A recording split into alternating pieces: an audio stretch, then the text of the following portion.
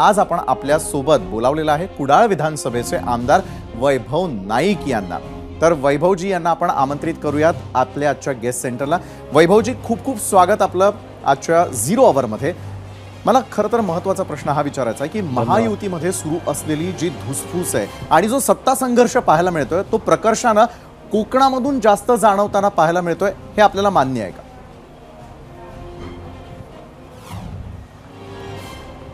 खरं तर महायुतीमध्ये सत्तेसाठी संघर्ष आहे आणि कोकणातच नाही तर संपूर्ण महाराष्ट्रामध्येच हा संघर्ष सुरू आहे। आपण बघितलं असाल की एखाद्याचं तिकीट जाहीर झालं आणि दबावामुळे भाजपचं तिकीट रद्द झालं, ही पहिलीच भूमिका महाराष्ट्राच्या इतिहासामध्ये आहे। आज आपण बघितलात की गोडसे असून देत, माने असून देत, हे शिवसेनेचे खासदार उद्धवजींनी फक्त त्यांना उमेदवारी जाहीर केली, त्यांना यावं सुद्धा लागलं नाही आणि उद्धवजींनी त्यांच्यावर विश्वास टाकला, परंतु ते गद्दार निघालेत। परंतु त्यांची आता काय अवस्था आहे? खरं तर आज खासदारांची ही अवस्था आहे, तर येणाऱ्या काळामध्ये आमदारांची काय असेल असा संपूर्ण महाराष्ट्राला प्रश्न पडलेला आहे। आता कोकणात सुद्धा आपण बघितलं असाल की महायुतीमध्ये 2 उमेदवार सातत्याने लोकांसमोर येत आहेत। नारायण राणे खरं तर केंद्रीय मंत्री होते, राज्यसभेचे खासदार होते, परंतु सगळ्या भारतातल्या केंद्रीय मंत्र्यांना वेगवेगळ्या ठिकाणी उमेदवारी दिलेली आहे। म्हणजे पियुष चावला असू देत, अनेक जे राज्यसभेचे खासदार होते त्यांना पण, बरोबर। परंतु नारायण राणेंची अजूनही 6 यादी झाल्यानंतर सुद्धा उमेदवारी जाहीर झाली नाही। रवी राणासारख्या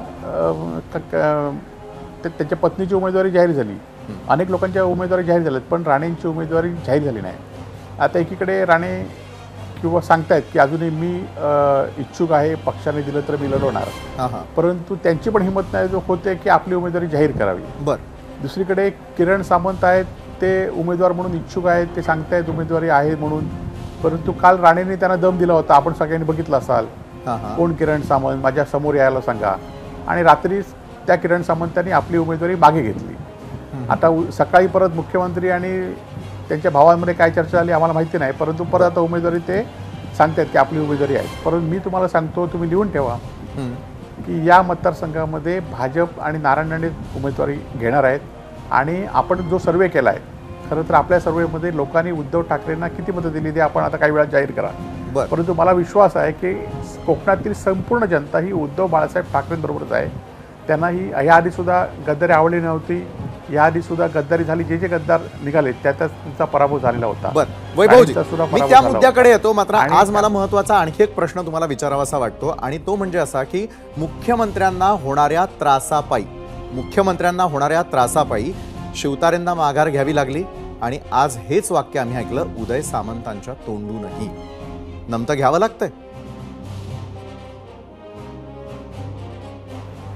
नाही, आता काय माहिती आहे, ह्यांच्या खरं तर मुख्यमंत्र्यांची 8 दिवसामध्ये कुठलीच भूमिका आपण बघत नाही आहोत। मुख्यमंत्री खरं तर भाजपची बी टीमच आहे, आज त्यांची स्वतःची अशी भूमिका नाही, म्हणून त्यांच्याकडे अनेक आता खासदार येत आहेत, परत जात आहेत, समर्थक आणतायत, जात आहेत। भावना गवळींचं आपण बघताय, त्यांचे कार्यकर्ते कशा पद्धतीने रोष व्यक्त करतायत, आणि मग भाजपच्या विरोधात त्यांची बोलायची हिंमत नाही कोणाचीच, की आज शिवतारेंची पण हिंमत नाही की भाजपच्या विरोधात मी लढेन म्हणून, आणि त्यामुळे शिवतारेंनी सांगितलं की कोणाला तरी त्रास होऊ नये म्हणून सांगतायत। आता उदय सामंतांची सुद्धा हिंमत नाही की भाजपच्या विरोधात आपण लढायचं, भाजपच्या विरोधात भूमिका घ्यायची, कारण त्यांना माहिती आहे अशा भूमिका घेतल्या की चौकशा सुरू होणार, ईडीच्या चौकशा होतील, जेलमध्ये टाकतील, सत्तेमध्ये आपण जो उपभोग घेतला तो बाहेर काढतील, आणि म्हणून हे कारण सांगतायत की मुख्यमंत्र्यांना नाराज वाटेल म्हणून आपण थांबलो। मग त्यावेळी ह्यांना उद्धवजींना वाईट वाटलं नसेल की हे गद्दारी करून दुसऱ्या पक्षात गेलेत, ह्यांनी शिवसेना फोडली, आणि त्यामुळे हे फक्त कारण आहे, परंतु ह्यांची खरोखरच भाजपच्या विरोधात लढण्याची हिंमत नाही, एवढं मात्र नक्की आहे। बरं, नारायण राणे आणि उदय सामंत यांच्यामध्ये होणाऱ्या गुप्त बैठकांमध्ये नेमकं दडलंय काय? दमदाटीचा आरोपही आपण केला।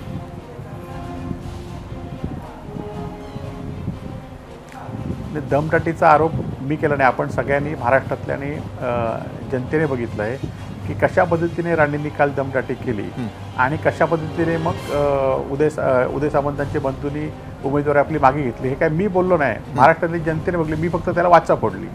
आणि खरं तर ह्यांच्या गुप्त बैठका आता कधी होतील? आज जर त्यांच्यामध्ये एकमत असेल तर हे दमदाटीपर्यंत विषय गेला नसता, आणि त्यामुळे त्यांची पण हिंमत नाही की उमेदवारी आपण राणेंच्या विरोधात उमेदवारी घ्यावी, आणि त्यामुळे सामंतांची पण हिंमत होत नाही आणि शिंदे गटाचं सुद्धा हिंमत होत नाही की भाजपच्या विरोधात आपण लढावं आणि त्यामुळे ह्या अशा भूमिका चालत राहत आहेत. बरं, महायुतीमध्ये मुख्यमंत्र्यांच्या शिवसेनेला नेहमी नमतं घ्यावं लागतंय का? घासाघीस करावी लागते जागेवरती?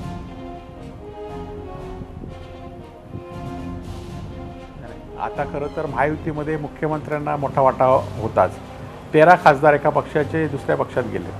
आपण बघित असाल की ज्या बिहारमध्ये पासवानांचे 4 मंत्री करून पक्ष फोडला होता, परंतु पासवानांना सगळ्या सीट दिल्यात, जे स्टँडिंग होते, परत त्यांना एक्स्ट्रा सीट दिल्यात. परंतु महाराष्ट्रामध्ये मात्र मुख्यमंत्र्यांचे 13 स्टँडिंग खासदार असताना त्यांना पहिल्याच फेरीत सांगितलं की तुम्ही तुमचा सर्वे वाईट आहे आणि त्यांच्या जे उमेदवार जाहीर झालेत त्या उमेदवाराला लोकांनी विरोध करण्याच्या भाजपच्या लोकांनी खुलेआम विरोध केला आहे, म्हणजे माने असू देत किंवा असू देत. त्यामुळे मुख्यमंत्र्यांचं आता काय चालतं काय की नाही चालत, की सगळं भाजपच्या बी टीम म्हणून अमित शहा सांगतील तसंच त्यांना करावं लागतं काय, की त्यांच्यावर वैभवजी, दबाव आहे, अमित शहाचा कोकणचा दबाव आहे, मतदार हे नेमका आता कुणाच्या त्यांना काय बाजूने करावं साथ देताना आपल्याला पाहायला मिळेल? आणि उद्या जर किरण सामंत किंवा नारायण राणे हे आव्हान तुम्ही कसं पेलणार आहात? खरं तर कोकणची जनता राणे मुख्यमंत्री आणि मंत्री असताना सुद्धा त्यांचा पराभव आम्ही केलेला आहे. बरं, आणि आज सुद्धा कोकणात खरं तर आमच्या या मतदारसंघामध्ये 4 मंत्री आहेत, तरी पण उद्धव बाळासाहेब ठाकरेंबरोबर लोक आहेत. विनायक राऊत, अनंत गीते हे कोकणचे दोन्ही खासदार मोठ्या मताधिक्याने निवडून येतील असा विश्वास नाही, तर असा आम्हाला सार्थ असा आत्मविश्वास आहे. नक्कीच. धन्यवाद वैभवजी, आपण आमच्याबरोबर बोललात आणि सखोल विश्लेषण केलं कोकणात असलेल्या राजकीय परिस्थितीवरती. धन्यवाद. एबीपी माझा, उघडा डोळे बघा नीट.